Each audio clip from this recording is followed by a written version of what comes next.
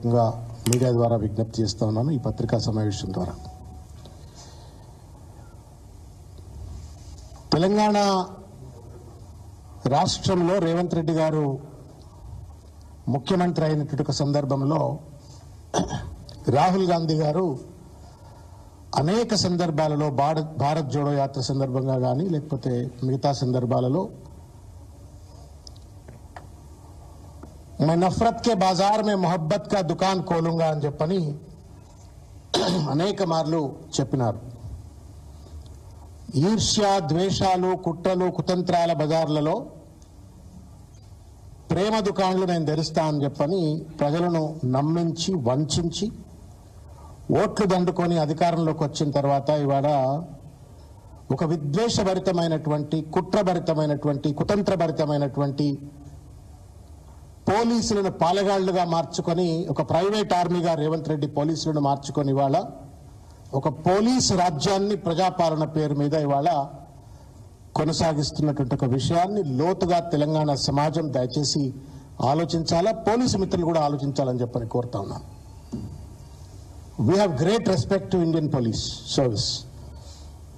You are the custodians of the constitution. మీరే లేకపోయినట్టయితే ఈ దేశంలో, ఈ రాష్ట్రంలో శాంతి భద్రతలు అనేటువంటి ఉండవు. రాజకీయాలకు అతీతంగా, అధికారంలో ఉన్న పార్టీలకు అతీతంగా రాజ్యాంగానికి లోబడి పనిచేయాల్సిన ఒక పోలీసు ఇవాళ దుర్మార్గమైనటువంటి ఒక రీతిలో ఇవాళ రేవంత్ రెడ్డి యొక్క ఫత్వాలకు లోబడి వాళ్ళ పనిచేస్తూ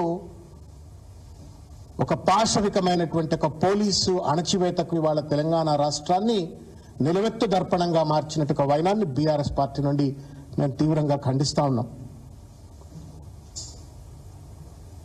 ఒక ఆయన ఎవరో పెద్ద మనిషి అన్నారు,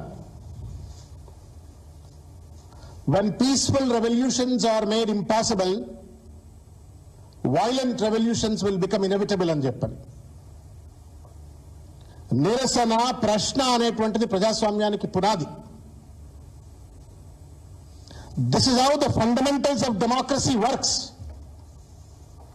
అది తెలంగాణలో కానీ, కశ్మీర్ నుండి కన్యాకుమారి వరకు అంబేద్కర్ రాసినటువంటి ఒక రాజ్యాంగం అమల్లో ఉండాలంటే ప్రశ్న ఉండాలా, నిరసన ఉండాలా. అవి రెండు లేకపోతే హిట్లర్ రాజ్యం అన్నట్టే. ఇవాళ తెలంగాణలో ప్రశ్నించడానికి హక్కు లేదు, నిరసన తెలపడానికి హక్కు లేదు.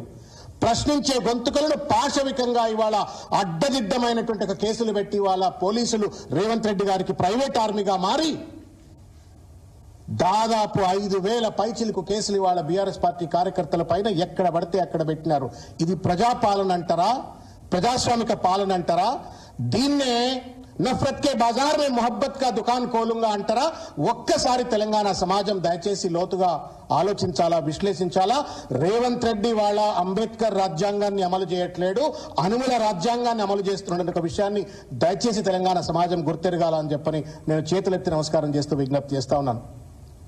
నిన్నటికి నిన్న మల్కాజ్గిరిలో చూడటానికే జుగుప్స కలిగించింది నాకు. చిన్న అబ్బాయి ఆయన, ఇది డాక్టర్, యంగ్ డాక్టర్. ఆ చిన్న యంగ్స్టర్ ఎమ్మెల్యే అయితే మేమంతా, నేను వ్యక్తిగతంగా యంగ్స్టర్స్ పాలిటిక్స్లోకి రావాలా, చిన్నవాళ్ళు కనుక రాజకీయాల్లోకి వచ్చినట్టయితే కొంత నీతి నిజాయితీ ఉంటుంది, నిబద్ధత ఉంటుంది అని చెప్పని నేను భావించినాను. ఆయన ఎమ్మెల్యే పోలీస్ స్టేషన్ బయటనో ఎక్కడనో రోడ్డు మీద తన రౌడీ సైన్యంతో పోతాడు, బ్యానెట్ మీద కూర్చుంటాడు. రేవంత్ రెడ్డి అనుచరుడు అయినటువంటి ఒక శాసనసభ్యుడు మల్కాజ్గిరిలో బ్యానెట్ పైన కూర్చొని సిఐ ట్రాన్ పిలుస్తున్నాడు.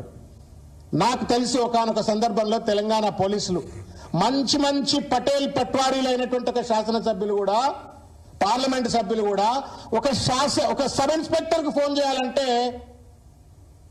వెనక ముందు ఆలోచించేటువంటి వాళ్ళు.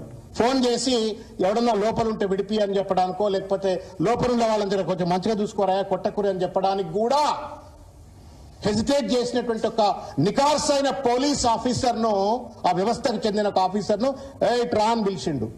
బ్యానెట్ దిగుతలేడు. సిఐ అక్కడే ఉన్నాడు. నువ్వు పీడీ యాక్ట్ పెట్టు, నువ్వు టాడా పెట్టు, పీడీ యాక్ట్ పెట్టు, అరెస్ట్ చేయి, ప్రివెంటివ్ డిటెన్షన్ చేయని చెప్పని ఫత్వా జారీ చేస్తాడు. జీ హుజూర్ అని చెప్పని సర్కిల్ ఇన్స్పెక్టర్ చెప్పి వెళ్ళిపోతాడు. ఏం పాలన రేవంత్ రెడ్డిది? ఏం పాలన ఇది? ఎక్కడికి దిగజార్చినో పోలీస్ వ్యవస్థ అని చెప్పొకసారి.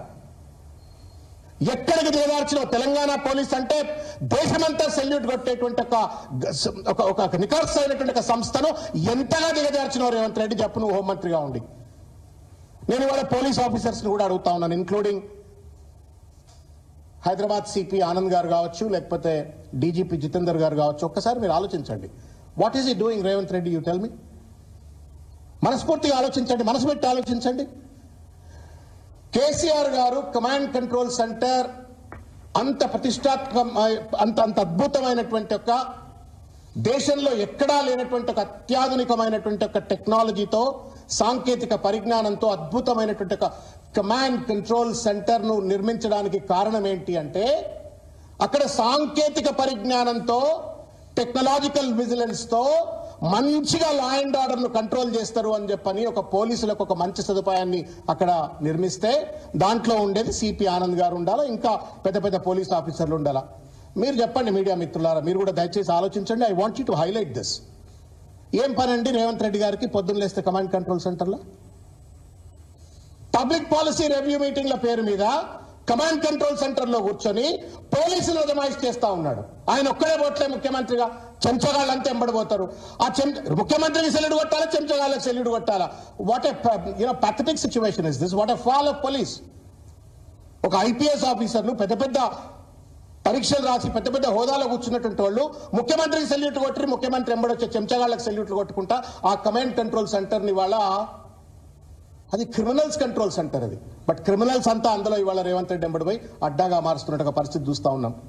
పోలీస్ వ్యవస్థ దిగజారిపోయింది. నేను ఒట్టి ఆరోపణలు చేయట్లేదు, I'm going to get in to certain data. ఈ మాట చెప్పడానికి నేను సర్టన్ డేటా చెప్తా ఉన్నాను. ఇవాళ 2024లో సైబర్ క్రైమ్స్ ఎక్స్ప్లోడెడ్ బై 43.33%. 25,184 కేసులు కేవలం 11 నెలల కాలంలో, అంటే జనవరి 1924 నుండి నవంబర్ 20